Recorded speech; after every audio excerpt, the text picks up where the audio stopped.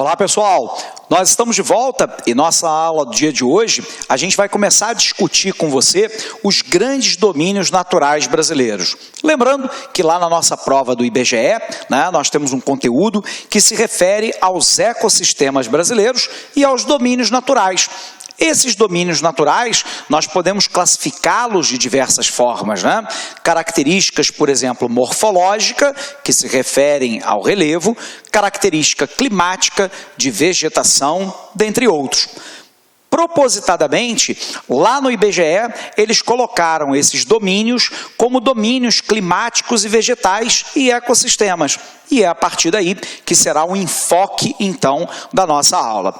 Para a gente começar a discutir, então, a questão dos grandes domínios naturais brasileiros, nós vamos começar essa análise, a partir do domínio que nós chamamos de domínio morfoclimático, Então, só lembrando rapidamente que quando nós estamos falando de morfologia, nós estamos falando de relevo. E aí, lembre-se que nós estamos falando das formas da crosta terrestre, da qual em aula anterior a gente já teve a oportunidade de dar uma palhinha sobre as formas principais, como o planalto, a planície, a depressão absoluta e a depressão relativa. Quando nós estamos falando de domínio morfoclimático, e sabendo que climático se refere a clima, nós estamos falando de um domínio que vai tentar entender as relações de relevo e de clima dentro do nosso país. Num sentido mais amplo, o que nós vamos fazer, na verdade, aqui é um domínio morfoclimático e botânico, porque a gente vai tentar entender também as formações vegetais do nosso país. Para a gente começar, então, esse nosso papo, entendendo lá os domínios morfoclimáticos brasileiros, a gente precisa entender o quê? Que esses domínios correspondem aí a uma área de relativa homogeneidade, ou seja, igualdade no seu quadro natural. Quadro natural que pode ser que pode ser revelado pelo nosso relevo, mas também pelo clima, pela vegetação, particularmente esses dois aqui vão nos interessar, e pela hidrografia. Então, nós queremos entender o domínio morfoclimático brasileiro, relacionando a questão do relevo, em menor importância, em maior importância, as condições das informações climáticas e também de vegetação. E não iremos abordar a hidrografia, porque não está presente lá no nosso edital. Dito isso, é muito importante observar que as paisagens não são homogêneas. Uma coisa é nós caracterizávamos o domínio morfoclimático e botânico, ponto. A paisagem, abre aspas, que é um recorte do meu domínio, que é, abre aspas, um retrato daquilo que nós conseguimos visualizar, ela não é homogênea e, portanto, ela pode acontecer tendo a presença de mais de um grupo vegetativo no mesmo relevo. Exemplo aí interessante é você observar o sul do país, onde nós temos um domínio da mata de araucárias, mas também vamos implantar nessa região o domínio dos campos limpos e alguns classificam inclusive o domínio de campos sujos. Portanto, eu não tenho a presença de um único grupo vegetativo, mas nós temos pelo menos 2 grupos vegetativos nessa região. Da mesma forma, eu posso entender o complexo do Pantanal, onde na área mais próxima dos rios eu vou ter uma floresta tropical úmida. Por um outro lado, ao me afastar dos rios, nós sabemos que o nível de umidade diminui e eu vou ter a presença do cerrado, que é um outro conjunto vegetativo. E me afastando ainda mais, eu terei a presença dos campos limpos, que são formados por gramíneas, por uma vegetação rasteira, por uma vegetação molenga, tudo bem? cujo nível de umidade é menor e há uma tendência, né, de menos crescimento ou do não crescimento de vegetais complexos, como, por exemplo, a vegetação arbustiva arbórea. Dito isso, né, nós vamos poder, então, perceber que a gente não pode confundir o domínio com o bioma, né? O domínio, né, é uma área extremamente grande que apresenta características, né, de relevo, solo, clima, vegetação relativamente homogênea, enquanto que o bioma vai apresentar características específicas, né, do conjunto de espécies vegetais de uma dada localidade. Cuidado, então, para não confundir domínio com bioma. Dentro de um determinado domínio, eu posso ter biomas diferenciados. No nosso exemplo lá do Pantanal, o bioma de floresta tropical, de cerrado e cerradão, e de campos limpos e campos sujos. Dito isso, né, os outros tipos de biomas também podem estar representados numa determinada localidade, tido lá como aqueles que são dominados. Eles não são os predominantes, tudo bem, mas, né, permanecem ao longo de uma determinada região qualquer. O exemplo outro que a gente poderia trazer para você é você pensar na Amazônia, na existência da mata de degraus, né? Onde eu tenho lá a área de terra firme, de igapó e de várzea. A vegetação de igapó é uma vegetação permanentemente alagada. A vegetação de várzea alagada parte do ano e a parte de terra firme não alagada. E, portanto, nós podemos ter complexos, né, diferentes. Dito isso ainda, né, para dirimir qualquer tipo de dúvida, sempre é bom deixar claro que nós estamos nos referindo ao domínio do cerrado, ou mais especificamente a um determinado bioma do cerrado, como eu posso falar do bioma da Caatinga, da Mata Atlântica, da floresta equatorial úmida, que nós chamamos de Amazônia, o domínio das araucárias e por aí vai.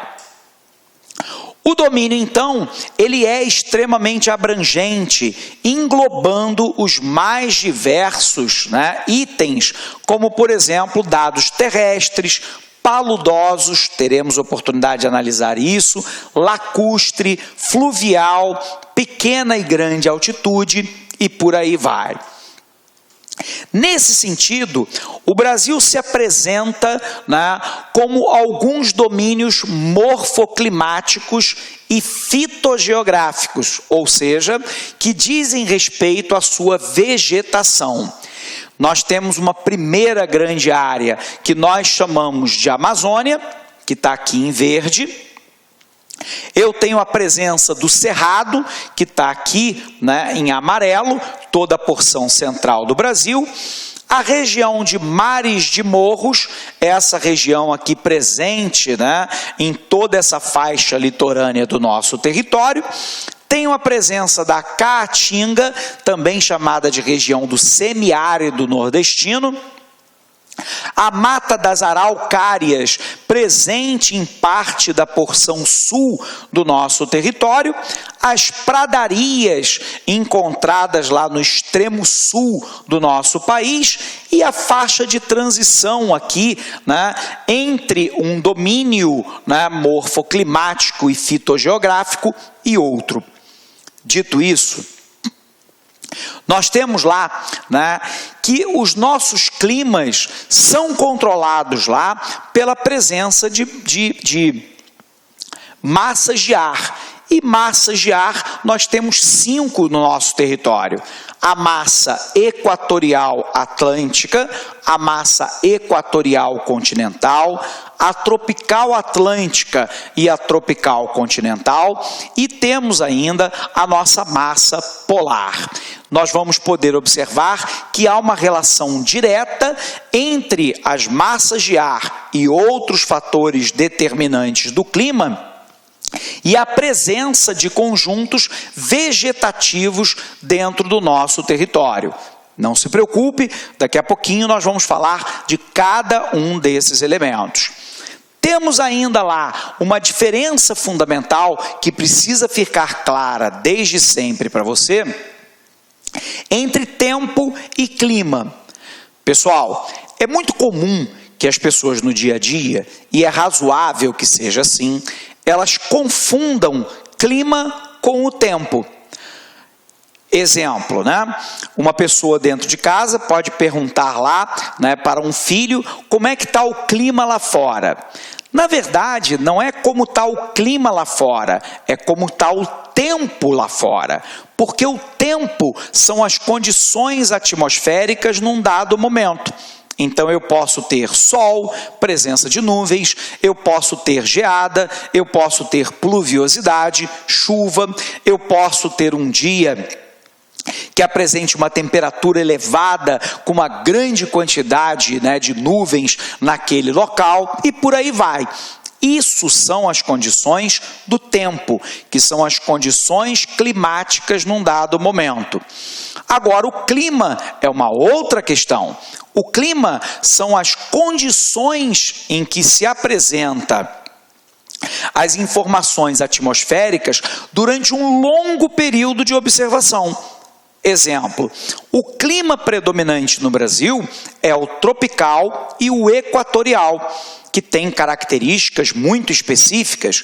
Se pegarmos, por exemplo, o clima equatorial, nós vamos perceber elevadas médias térmicas, que é uma grande quantidade de temperatura, pouca amplitude térmica diária, que é a variação entre a maior e a menor temperatura observada no dia, um elevado índice pluviométrico, a presença da massa equatorial continental, né, e atlântica, e por aí vai.